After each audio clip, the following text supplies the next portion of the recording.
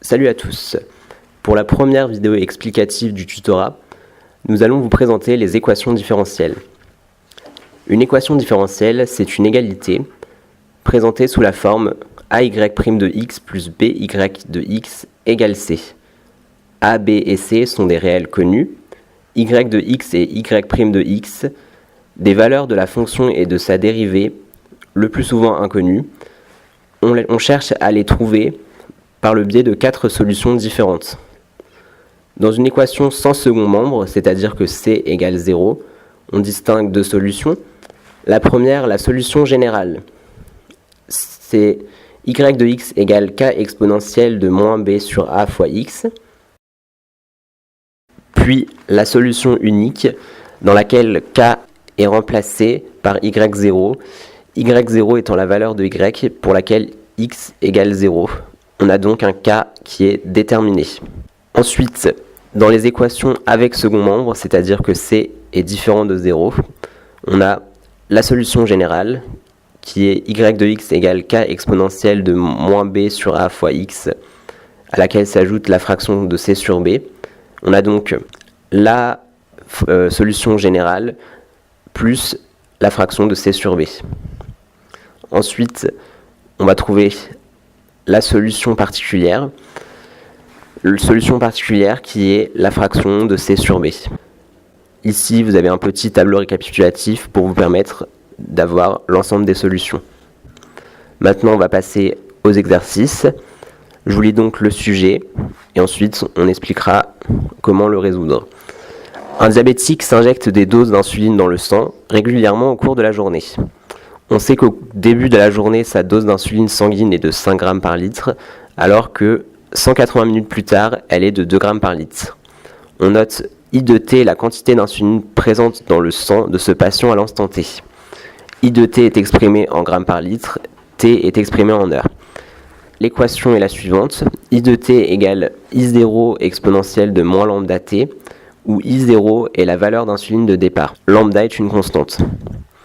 À partir de là, lorsque vous lisez le sujet, il est important d'avoir un surligneur pour sélectionner les informations importantes.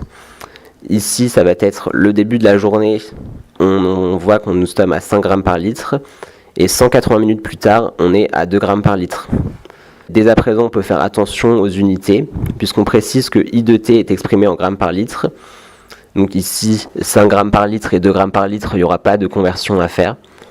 En revanche, pour les 180 minutes, il y aura une conversion à faire puisque T est exprimé en heures. À partir de là, on a donc I0 connu, c'est-à-dire qu'au début de la journée, à T0, on a 5 g par litre. On convertit pour les données en bleu les 180 minutes en 3 heures. On a donc I de 3 égale 2 g par litre, puisqu'à 180 minutes, on avait 2 g par litre. Et on remplace tout ça dans notre équation. On a donc I0 connu, I de T qui est connu pour T égale 3. Seul lambda est inconnu. On arrive donc sur une question très fréquente au concours. C'est le calcul de la constante lambda. Pour ça, on va reprendre notre énoncé et on voit que lambda, la seule façon de le trouver, c'est de l'isoler de la fraction qui nous est donnée dans le sujet. La fraction I de T égale I0 exponentielle de moins lambda T. Donc on isole lambda donc par un savant calcul et on obtient donc lambda égale ln de I de T sur I0, le tout sur moins T. On remplace par les valeurs avec I de T connu pour T égale 3 et I0 connu. On a donc I de T égale 2 et I0 égale 5. On a donc lambda égale ln de 2 sur 5, le tout sur moins 3, ce qui donne lambda égale 0,31. À partir de là, on peut avoir une autre question. C'est le calcul d'une quantité. Donc ici, l'énoncé, c'est au bout de combien de temps la quantité d'insuline sanguine du patient sera-t-elle égale à la moitié de la quantité de départ? Donc en lisant bien le sujet, on peut voir que tout est donné. On cherche donc le temps t, au bout duquel la quantité d'insuline est égale à la moitié de celle du départ. On peut donc traduire cet énoncé dans notre équation. On obtient donc I de t égale I0 sur 2, c'est la moitié de la quantité de départ, égale I0 exponentielle de moins lambda t.